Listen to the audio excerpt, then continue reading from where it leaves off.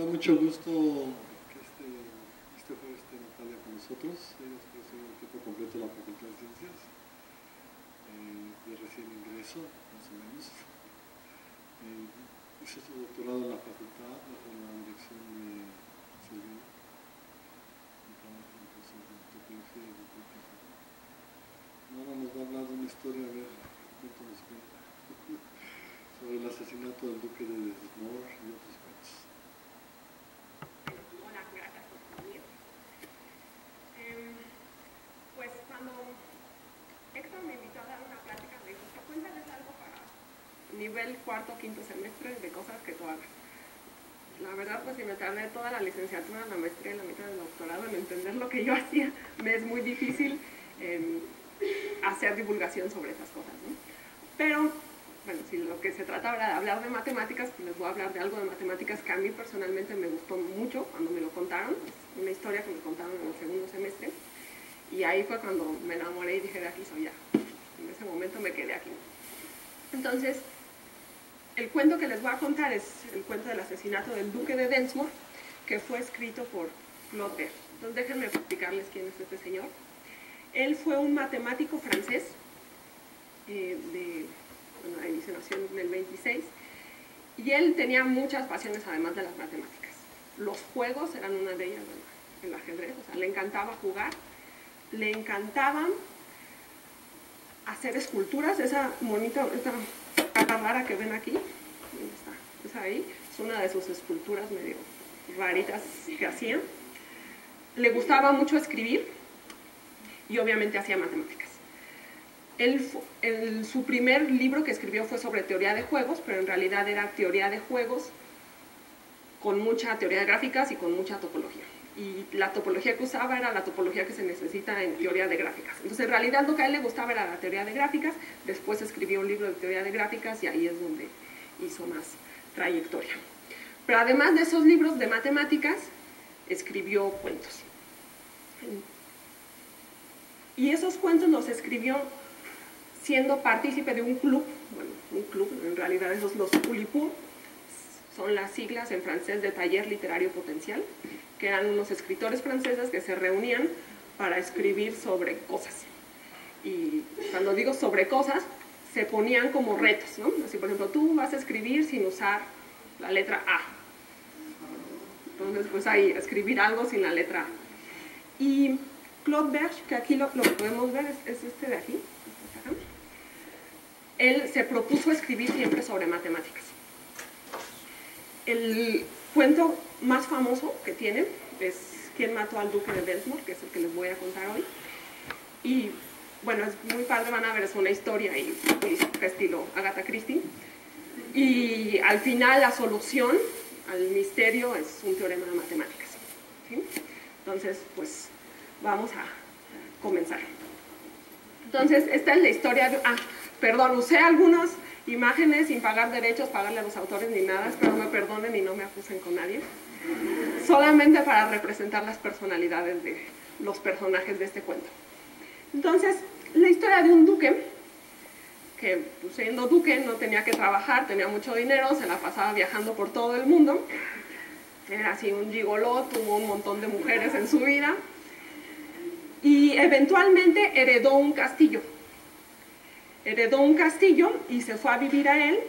Era un castillo que estaba en una isla, enfrente de la costa de Inglaterra, un castillo con torres, con fosas alrededor del castillo, un castillo. Se fue a vivir a él y vivía junto con su único sirviente, mayordomo, cocinero, todólogo, Edward. Y bueno, ahí estaban. Para ir, en la isla no había nada más que el castillo. Entonces, si querían comida, había que ir al pueblo más cercano en barco y traer la comida. Si querían cualquier cosa, necesitaban ir a tierra. Aunque el castillo estaba muy, muy bien habilitado. Y hubo una vez que la gente del pueblo vio que llegaban varias mujeres, iban al castillo, y bueno, regresaron cada una, y después nunca se volvió a ver al duque. Y por ahí como un año después fueron a ver qué pasaba, y encontraron que había explotado el castillo, y encontraron el cadáver del duque, del mayordomo y el de un cocodrilo. Entonces, pues se pusieron a ver qué había pasado. Entonces, empezaron a ver quiénes eran esas mujeres que habían estado yendo ahí. Las encontraron a todas y fueron a hablar con ellas. Entonces, una, Felicia, era una modelo. Otra era una jugadora profesional de cartas. Una era una vegetariana, excéntrica, espiritista y una persona medio rara. Otra era una escritora. Otra era una lepidopteróloga. ¿Saben qué es eso? ¿No? ¿Vuela? Sí, estudian las mariposas. ¿Sí? La otra era una jugadora profesional de ajedrez. Una era una pianista y la otra era una actriz. Entonces averiguaron quiénes eran estas mujeres y las fueron a entrevistar. Resultó que ninguna se acordaba las fechas exactas que había estado ahí, pero todas decían que habían ido una vez y regresado y no habían vuelto a ir. Y la gente del pueblo confirmaba esa versión, ¿no? Entonces nada más fueron, estuvieron ahí y regresaron. A todas las había invitado el duque para pasar el verano. Cosa rara, no deberían meter a tantas mujeres ahí y un solo hombre, es muy peligroso. Entonces, bueno, fueron ahí a pasar el verano con el duque y cada una tenía sus intenciones, sus razones. Betty era la pianista. Ella había conocido al duque en Singapur. Habían tenido un romance así muy grande. En eso ella se enteró que se había muerto un pariente estaba muy enfermo, tuvo que regresar a Inglaterra, dejó al duque solo y no volvió a saber de él más que andaba ya con otra, ¿no? Entonces pues, le rompió el corazón y no había sabido nada hasta que recibió la invitación de ir a pasar el verano allá, ¿no? Y llega y hay más mujeres, ¿no? Entonces eso ya como que la pone un poquito incómoda. Cuando llegó, el mayordomo la fue a recoger y notó que llevaba una bolsa ensangrentada. Una bolsa como con sangre escurriendo y se le hizo así como medio raro, no le gustó mucho. Se asustó, llegó y estaba muy asustada. En la isla, en el castillo, bueno, estaba la parte principal del castillo y torres alrededor del castillo. Cada una de las torres era una especie de estudio, así como cocineta, cama, baño. Y cada una de esas torres era para una de las invitadas, ¿no? Entonces él quedó en una de las torres. Cuando llegó el duque no la recibió, entonces ahí también se sintió todavía más triste. Y durante su estancia vio a Ana, que es la que juega ajedrez, a Cynthia y Elena. Ahorita vamos con ellas. Diana era la escritora y ella en realidad nunca había visto al duque. Tenían una relación por correspondencia. Ella escribía críticas de arte. Y un día el duque le escribió respecto a alguna crítica que ella había hecho y empezaron una relación de escribirse. De esa relación pues, medio rara, ¿no? Se escribían, hoy leí un libro muy bonito y me gustó, no sé qué. Ese tipo de cosas se escribían. Pero nunca se habían conocido personalmente y era la primera vez que por fin se iban a conocer. Ella tenía muchas expectativas y cuando llegó, lo que ella se imaginaba del duque pues no era, así como que tuvo una fuerte decepción. Además la recibió fríamente. Y en su estancia vio a Cynthia y Emilia. Felicia era la modelo. Y un año antes había conocido al duque en un crucero, en el cual él le había regalado una pulsera, creo que una pulsera, alguna joya muy cara. Entonces dijo, de aquí soy. O sea, yo voy a la isla y me caso con el duque. Así dijo que si no regresaba con el anillo de compromiso iba a matar al duque. Eso es lo que comentaban por ahí las cosas, ¿no? Y llega y ve que hay más mujeres, ¿no? Celosísima, sí, se puso celosísima. Entonces se fue bien enojada. Y en su estancia vio a Ana y Emilia. Y con Ana y Emilia, una tarde platicando con el duque, se enteró que en el castillo había un laberinto secreto por abajo. ¿Sí? Había un laberinto. Se enteró que en ese laberinto guardaban, pues estaban los generadores eléctricos para el castillo, pero también había restos de dinamita así de 1600, había cosas muy raras, ¿no? Entonces sabían que estaba prohibidísimo ir al laberinto y el único que tenía las llaves era el mayordomo. Entonces eso fue lo que contó Felicia. Cynthia era la jugadora de cartas y ella le tenía unas ganas enormes al duque porque tiempo anterior en un torneo había ganado el duque y ella se había quedado enojadísima, ¿no? Entonces quería recuperar el dinero que había perdido en ese torneo y mostrar que era mejor que él en las cartas. Ella es la única que se quedaba en el centro, en el cuerpo del castillo. Ella no se quedaba en ninguna de las torres. Y cuando llegó, pues había mujeres y ninguna jugaba cartas. Entonces se aburrió muchísimo. Además le enojaba mucho que el duque se pasara jugando ajedrez con Ana y nunca quería jugar con ella.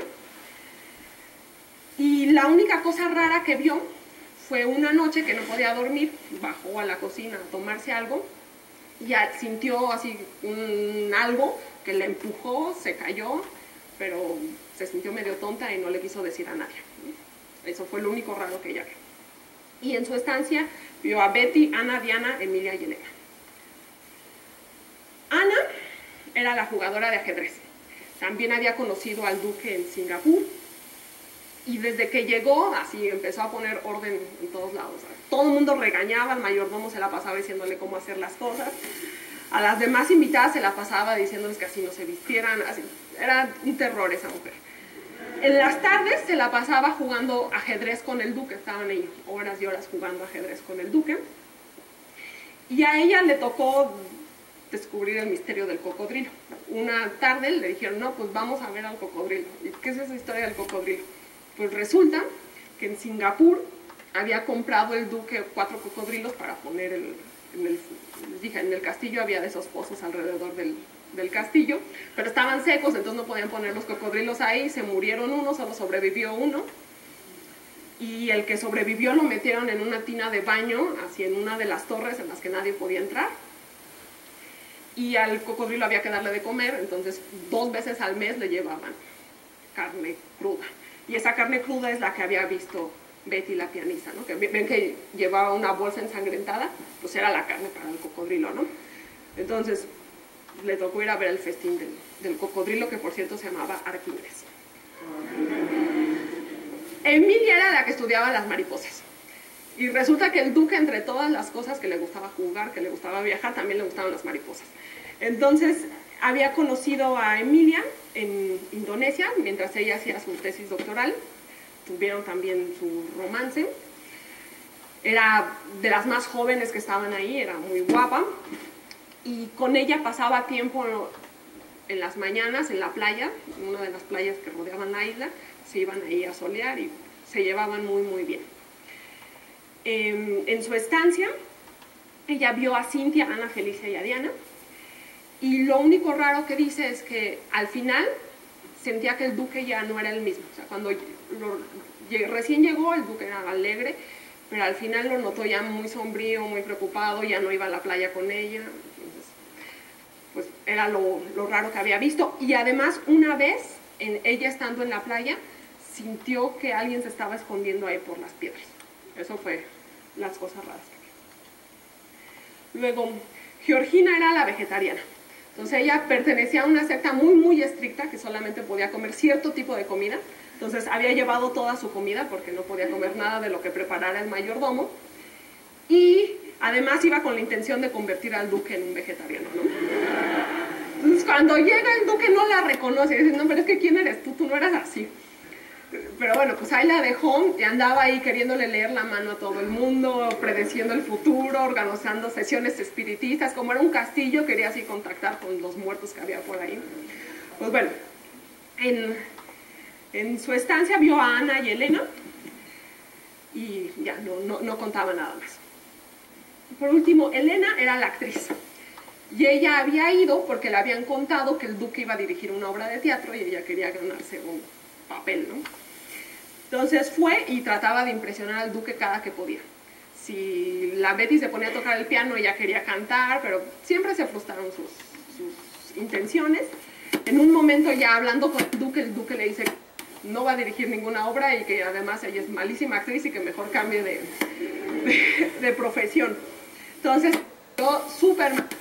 Luego estaba por ahí la espiritista que además le empezó a meter ideas. No, es que veo en tu futuro hombres malos que te van a hacer daño, no sé qué. La pobre se fue con pésimas impresiones, en que tenía ideas de suicidio, terrible. Y bueno, el detective que hizo anotó todas las cosas y entre ellas esta tablita en la cual ponían los nombres de las mujeres que habían estado ahí, y si Georgina había visto a Ana, pues le ponía un sí, y si Ana había visto a Georgina, pues le ponía un sí, ¿no? Entonces, si se fijan, esta tablita es simétrica y es perfectamente coherente, ¿no? Si una vio a la otra también la vio, ¿no? Entonces dijo, no, pues no me están mintiendo, no sé, seguramente fue el mayordomo que quería matar al duque y quedarse con todo, porque el duque no tenía herederos, y le salió mal y se murieron todos, ¿no? Eso fue lo que dijo.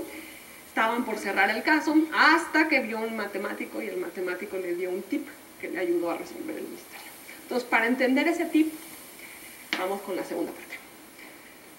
Entonces, gráfica de intervalos. Entonces, para entender qué es una gráfica de intervalos, antes hay que explicarles qué es una gráfica, ¿sí? Entonces, por una gráfica vamos a entender una pareja BM de dos conjuntos, este conjunto B y este conjunto E, en el que los elementos de B se llaman vértices y los elementos de E son parejas no ordenadas de vértices que se van a llamar aristas. Entonces, por ejemplo, podemos tener el conjunto de los números del 1 al 8 y nos tomamos estos subconjuntos de pares ordenados, esas serían las aristas. Claro que si se llaman gráficas es porque las podemos ver muy gráficas, ¿no? Entonces, lo normal es representar cada vértice por un punto, y si hay aparece el par ordenado 1, 2, pues ponemos una rayita entre el 1 y el 2. Entonces, la gráfica se representa así, ¿sí? Entonces, esta es la forma más habitual de representar a las gráficas. Ahora, a mí me van a... Bueno, estas gráficas se utilizan para muchísimas cosas. Por ejemplo, los vértices pueden ser personas y las aristas, ponemos una arista entre dos personas y se conocen, ¿no? Eso es un ejemplo bastante habitual. O pueden ser ciudades y ponemos una arista si hay una carretera que une esas dos ciudades. Pero en realidad las gráficas están en todos lados. Por ejemplo, cada que abren su cuenta de Facebook, ven eso, ¿no? Pues eso es una gráfica, ¿no? ¿Sí? Son personas y aristas entre ellos. Cada que se van en un avión y agarran la revista del avión, ven un mapita de este estilo, no sé si se alcanza a ver, pero son las ciudades y hay unas líneas rojas que conectan que hay un vuelo entre esas dos ciudades, ¿no? Esa es una gráfica. Si agarran un mapa del metro, pues también es una gráfica, ¿no? Las estaciones son los vértices y... por último, los mapas propiamente no se ven como gráficas, pero se pueden representar como gráficas, en la que cada país o cada estado es un vértice, y si hay frontera entre dos, les ponemos una arista. El famoso teorema de los 4 colores, pues viene de aquí, ¿no? Y se resuelve con... Bien, entonces estas son las gráficas. A mí me va a interesar un tipo particular de gráficas, que son las gráficas de intersección. Entonces, ¿qué es una gráfica de intersección? Vamos a considerar un conjunto X y una familia de subconjuntos de X. Entonces, los vértices van a ser cada uno de estos subconjuntos. Y yo voy a poner una arista entre dos vértices si esos subconjuntos tienen intersección no vacía. Entonces, un ejemplo medio raro, que se me ocurrió. Vamos a pensar que el conjunto son todos los ingredientes de la cocina, y nuestros subconjuntos son el curry, el mole, la canela y el chocolate. Entonces, la canela, el curry tiene canela, entonces ponemos una arista. El mole también tiene canela, entonces ponemos una arista. Y como estos dos tienen canela, entonces su intersección es no vacía, también ponemos una arista. Y el mole tiene chocolate, entonces una arista para allá, ¿sí? Ahora, en realidad dije, este es un tipo particular de gráficas, pero no es cierto. Todas las gráficas son gráficas de intersección de algún conjunto para alguna familia de subconjuntos de ellos. Pero a mí las que realmente me interesan son las gráficas de intervalos. Entonces, las gráficas de intervalos se van a obtener, vamos a pensar en una línea recta y vamos a pensar en, los conjuntos van a ser subintervalos de esa línea recta. Entonces, cada uno de ellos va a representar un vértice, y si dos intervalos se intersecan, entonces tenemos una arista. Entonces, por ejemplo, pensemos, esta es mi línea recta y yo me estoy tomando todos estos intervalos, ¿sí? Entonces, si se intersecan, pongo cada un intervalo es un vértice, y si se intersecan, pongo una arista entre ellos. Entonces, esa es una gráfica de intervalos. el origen de las gráficas de intervalos en realidad no viene de las matemáticas, sino de la biología. El inventor fue, bueno, no inventor tal cual como la gráfica de intervalos, pero el primero que empezó a estudiar este tipo de objetos fue en realidad es físico, había estudiado física, Seymour Benzer, y bueno, estudió física, estaba haciendo su postdoctorado, trabajando en cosas de física, y se leyó un libro que había escrito Schrödinger sobre la vida, se llamaba ¿Qué es la vida?, y en el cual hablaban sobre los genes. Y en aquel entonces pues era un misterio, ya se conocían los cromosomas, ya se sabía que existían los genes, pero no se sabía mucho sobre su estructura interna del gen. Entonces él se quedó maravillado, ¿no? Así de que es eso, el gen, así que codifica así todo lo que tú eres. Entonces se alucinó, dejó la física y se fue a la biología. Y fue pionero en cuestiones de genética, ¿no? O sea, fue de los primeros en descubrir la estructura interna de los genes. ¿Cómo lo hizo? Pues con ese virus. Es el bacteriofago T4, que es un virus que infecta a la bacteria E. coli. Entonces él lo que se dio cuenta, que por algún método experimental que yo no puedo saber ni entender cómo funciona, tenía estos virus y tenía mutaciones de esos virus. Y él podía saber si esa mutación había ocurrido, o sea, si tienes dos mutantes, la mutación había ocurrido en una región conexa del gen. Y por un método experimental él podía saber si esa región conexa tenía intersección. En aquel entonces no sabían nada de la estructura de la doble hélice del ADN, ¿no? No sabían qué forma tenía. Entonces, por estudiar eso, o sea, dijo, pues si tengo estos genes, sé si se intersecan la parte en la que mutaron, entonces, ¿qué forma debe de tener el gen para que esto sea consistente con mis datos, ¿no? Entonces él lo que hizo, no se ve bien, pero esta es una tabla en la que todos estos son mutantes del gen, acá también son los mutantes, y les ponía un 0 si tenían intersección, ¿no? Y entonces después de haber hecho esta tabla así con 100, en realidad estudió como 2000, no sé cómo le hizo, para mí es humanamente imposible, y más en aquella época eran los 50 sin computadoras, no entiendo. Pero entonces se dio cuenta y los pudo ordenar, ¿no? Dijo, entonces, ya una vez que reordené esto, es consistente pensar que el gen tiene una estructura lineal, porque cada una de esas regiones conexas yo las puedo ordenar de una manera recta. Y así nacieron las gráficas de intervalos, ¿no? O sea, son intervalos, que son las zonas donde hubo mutación, y si se intersecan, pues es el vértice, ¿no? Entonces, este es el origen de las gráficas de intervalos.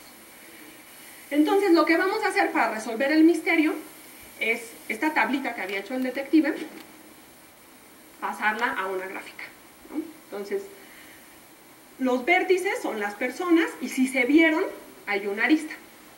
Ahora, como las mujeres fueron a la isla una vez y regresaron, y no fueron al pueblo y regresaron, no estuvieron haciendo eso, el tiempo que estuvieron en la isla fue conexo, digamos, ¿no? O sea, corresponde a un intervalo conexo del tiempo. Entonces, esto debería ser una gráfica de intervalos, ¿sí? Entonces, el detective, que había ido con el matemático, ve esto y le dice, pues esta cosa está muy, muy rara, porque esa gráfica no es una gráfica de intervalos y te voy a explicar por qué. Entonces, fíjate, hay un teorema que dice que las gráficas de intervalos no pueden tener cuadrados sin diagonales. Entonces, vean por qué. Suponemos que este cuadrado que dibujé aquí es una gráfica de intervalos. ¿O es? Entonces, puedo suponer, sin perder la generalidad, que A y C son intervalos. Obviamente tienen que ser disjuntos porque no hay una arista entre ellos. Y puedo suponer que A fue antes que C, ¿sí? Entonces, aquí va la línea y pongo estos dos intervalos. Ahora, D y B también son intervalos que son adyacentes a A y a C. Quiere decir que B debe cortar a A y debe cortar a C. Y lo mismo, D debe cortar a A y debe cortar a C. Pero si pasa eso, noten que B y D también deben ser adyacentes, ¿no? Entonces aquí nos falta una diagonal, ¿no? Entonces le dice el matemático, fíjate, en esta gráfica, que debería ser de intervalos, tienes ese cuadrilátero sin diagonales y este cuadrilátero sin diagonales. Entonces ahí ya hay algo raro. Pero pues esos dos cuadriláteros tienen tres vértices en común, ¿no? O sea, ¿cómo saber quién fue la que hizo algo? Dice, no, espérate, todavía hay algo más raro, que es ese hexágono. En una gráfica de intervalos no puede haber esta configuración. Un hexágono con un triángulo sin que haya una diagonal de A a D o de E a B o de F a C. Y la razón es la siguiente. Supónganse que esta es una gráfica de intervalos. Entonces, yo puedo pensar que los vértices F, B y D, como son intervalos disjuntos, yo los puedo ordenar, por ejemplo, de esta manera. Si lo ordenan de otra manera no pasa nada. De cualquier manera sale. Entonces, supongamos que B fue primero que D y D primero que F y no se cortan entre ellos porque aquí no hay aristas. Ahora, el vértice A es adyacente a F y a B.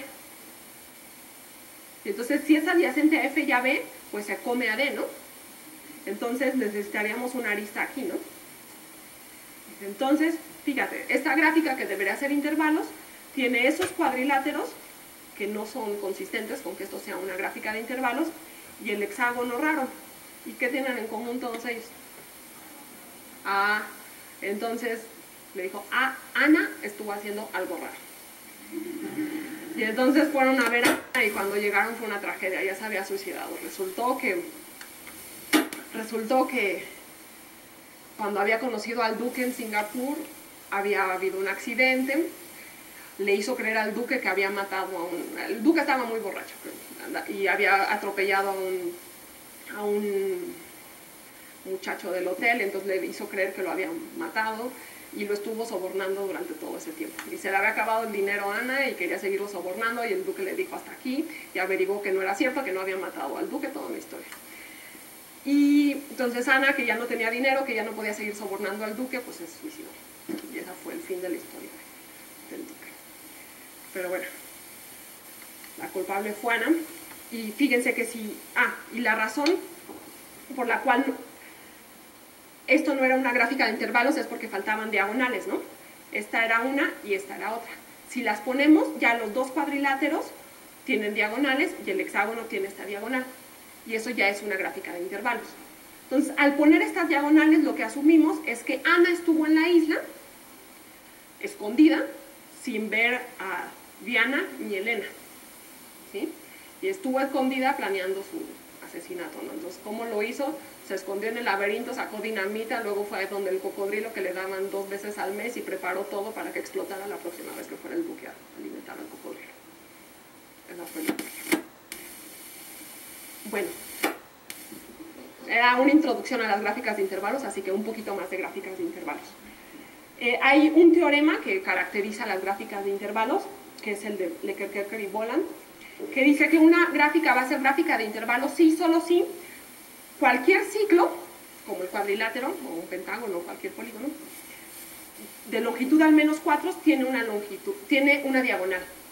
Y si nosotros podemos ordenar cualesquiera 3 vértices, o sea, me dan 3 vértices, entonces, si yo los puedo ordenar de manera que cada trayectoria que va del primero al tercero debe pasar o por el segundo o por un vecino del segundo, ¿sí? O sea, que no puede hacer esto sin que haya trayectorias de aquí a acá, ¿no? Entonces, esa es la caracterización, una de las caracterizaciones más conocidas de este tipo de gráficas. Otros cuentos. Entonces, estas gráficas no solamente sirven para eso, para resolver crímenes ficticios, tienen muchísimas aplicaciones. Nacieron de una aplicación, ¿no?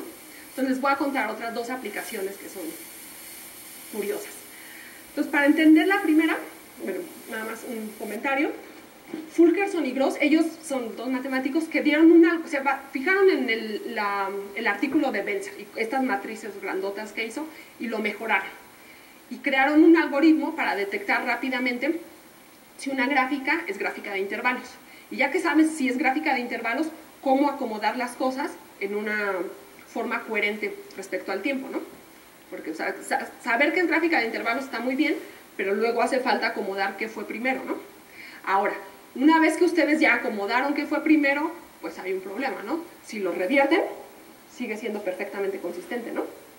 Entonces, bueno, salvo eso, y salvo que si tienen 2 intervalos que no se tocan con ningún otro, si los ponen así o si los ponen así, da igual, ¿no? ¿Sí? Bueno, salvo eso, el algoritmo que ellos desarrollaron es muy práctico, muy bueno, y motivó un trabajo de problemas arqueológicos. Entonces, las gráficas de intervalos se pueden usar para datar tumbas, por ejemplo. Entonces, ¿cómo se hace eso? Imagínense que ustedes son arqueólogos y encontraron varias tumbas. Entonces, en las tumbas, lo normal, es, además del esqueleto, es encontrar restos de cerámica, ¿no? ¿Sí? Lo que uno encuentra, los arqueólogos es lo que encuentran. Ahora, la cerámica, bueno, son vasijas, tienen estilos distintos uno de otro, ¿no? Entonces, asumimos, nuestra hipótesis es que cada estilo corresponde a una época, ¿sí? Entonces, si en dos tumbas encontramos dos estilos iguales, podemos suponer que esas dos tumbas son más o menos contemporáneas, ¿sí? Entonces, si tenemos tumbas y tenemos cerámica, lo que hacemos es fijarnos hacemos las tumbas. Entonces tenemos 1, 2, 3, 4 y los estilos que encontramos, ¿no?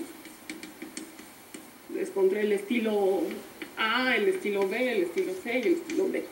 Y vamos poniendo, en esta tumba encontré este estilo y este estilo, en este encontré este de acá y nada más, en este encontré este y este de aquí, en esta encontré solo el de acá, ¿no? Entonces, eso debería ser, una vez que lo reinterpretamos, las tumbas van a ser adyacentes si tienen un estilo en común, debería ser una gráfica de intervalos. Y con el algoritmo que habían desarrollado Fulkerson y Gross, podían dar más o menos alguna opción coherente de qué tumba fue primero que la otra. ¿Sí? Esa es una de las aplicaciones. Otra que a mí se me hace muy, muy bonita es en ecología. ¿Reconocen ese dibujito de ahí? ¿Qué se le figura? La cadena alimenticia, ¿no? Normalmente así la graficamos, ¿no? Ponemos los animales y si estos se comen a este, pues una flechita, ¿no? Para decir que esta es comida de estos dos. Entonces, esa, bueno, es la cadena alimenticia que todos conocemos. Y hubo por ahí ese Joel Efraín Cohen, que fue un biomatemático, creo que todavía está vivo. Él se dio cuenta, empezó a jugar con los ecosistemas. Y se dio cuenta que si en vez de pensar en la cadena alimenticia como está ahí, con las flechitas, la reinterpretaba de otra manera. Voy a ir de este lado. ¿De qué manera? Los vértices eran igual los animales, ¿no? Entonces, por ejemplo, aquí está el lobo, está el lince, está el zorro, está el águila, está la serpiente, está el que es un grillo, el conejo, el gato, que me falta el escarabajo, ¿el qué? Pasto, y las bellotas y la zanahoria, ¿no? Entonces, en vez de poner las flechitas, dicen, yo voy a poner una arista entre dos especies de mi ecosistema si se comen a la misma comida, si tienen una presa en común. Por ejemplo, el lobo y el lince se comen al zorro, entonces entre ellos pongo una arista, ¿sí? El lobo, el lince, el águila, el zorro y el gato, todos se comen al conejo, ¿no? Ah, no, el lobo por alguna razón no le gusta el conejo, no sé por qué. No, el conejo no, el gato, ¿sí? Y luego, bueno, podemos seguir haciendo esto, ¿no? ¿Dónde más hay? El grillo y el escarabajo se comen al pasto, ¿no? Entonces, ¿dónde quedó el grillo y el escarabajo? Aquí va una arista. ¿La serpiente a quién se come también? Ah, el conejo. Entonces, con todos estos, ¿no? Y ya, ¿sí? Entonces, ¿qué está capturando esta gráfica? Esta gráfica lo que está capturando es competición, ¿no? Si hay una arista entre dos especies, esas especies compiten por comida, ¿sí? Entonces, Joel Cohen se puso a hacer gráficas para un montón de ecosistemas y siempre daban gráficas de intervalos. Entonces, él conjeturó que los ecosistemas debían tener dimensión 1, ¿no? Dimensión 1 porque las gráficas de intervalos son como de dimensión 1. En ese entonces, eran los 60, estaba Victor Klein, no sé si han oído hablar, otro matemático, estaba de visita, le gustó mucho su trabajo y hasta publicó oficialmente la conjetura. Como 10 años después encontraron algún ecosistema caníbal totalmente retorcido en el que no era una gráfica de intervalos, pero empezaron a estudiar y les dio pues muchísimo trabajo. Entonces había que entender los ecosistemas de una manera un poquito más compleja. Entonces, para acabar, déjenme explicarles en qué consiste eso. Y para ello necesito introducir una nueva noción de gráficas, que es la de boxicidad. Entonces, les había comentado al inicio que toda gráfica es gráfica de intersección de alguna familia, ¿no? Habíamos empezado con las gráficas de intersección, las gráficas de intervalos. Pues resulta ser que no solo es intersección de alguna familia, sino que ustedes los pueden ver como gráfica de intersección de una familia de rectángulos en un espacio de dimensión n. Por ejemplo, este ciclo, que ya habíamos visto que no es una gráfica de intervalos, lo podemos ver como una gráfica de intersección de los siguientes rectángulos. Nos fijamos en R2 y nos fijamos en estos 4 rectángulos, ¿sí? Entonces, cada uno de ellos representa un vértice y si se cortan, ponemos una arista. Entonces, si se fijan, la gráfica de intersección asociada a estos conjuntos es justo este de aquí, ¿no? Entonces, esta no es gráfica de intervalos, pero sí es una gráfica de intersección de rectángulos en el espacio de dimensión 2. Entonces, decimos que su boxicidad es 2. ¿Sí?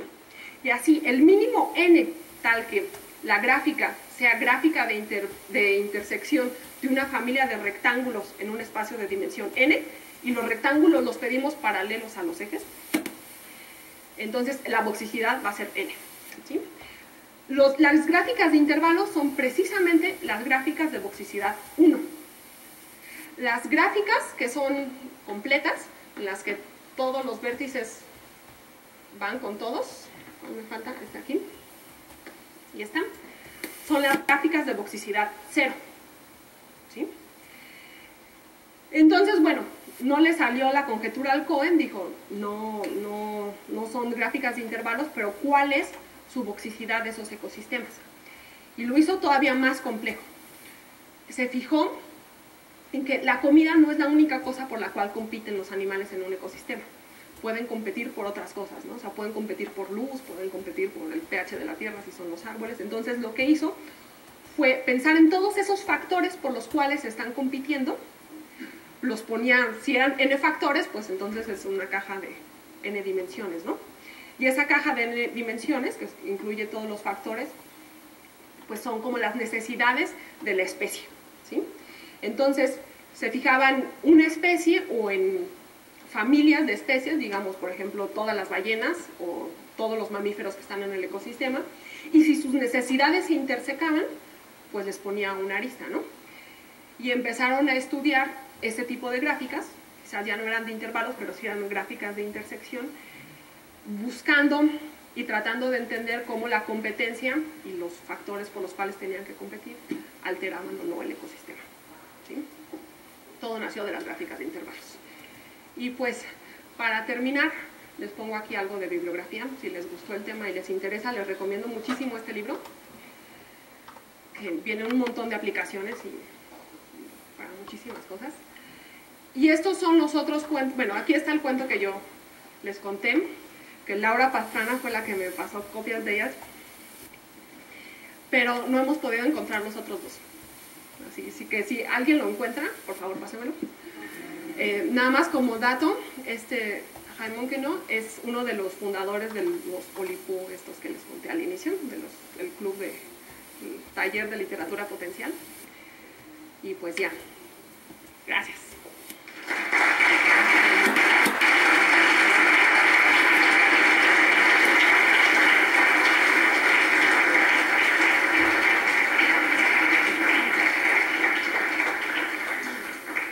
Preguntas o comentarios también.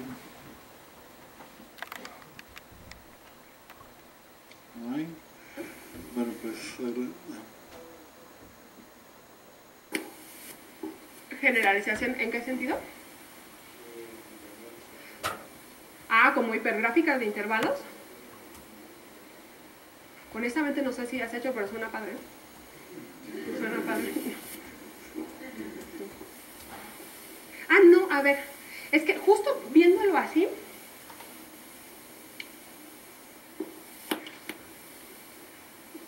pensando como ya estos, en vez de cajas como hipergráficas, ¿no? Así tal cual, quizás esas ya son como una pequeña generalización, ¿no? Pero pensándolo así como conjuntos convexos, de hecho hay unos trabajos sobre boxicidad, ahora que lo dices, usando teoremas de Hell y cosas así de convexidad para probar ciertas cosas de gráficas.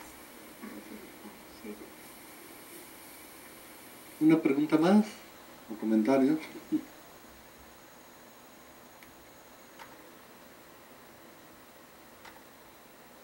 Ah, esas son otras. Las de funciones. No. Bueno, a ver, de hecho, déjenme hacerles un comentario. En español de España se llaman grafos, para distinguirlos precisamente de las otras. Pero aquí en México, alguien que le dio mucho impulso a la teoría de gráficas, que ya no está, Víctor Neumann, él decía que las gráficas era algo tan bonito que tenían que ponerle el nombre de mujer, no grafos.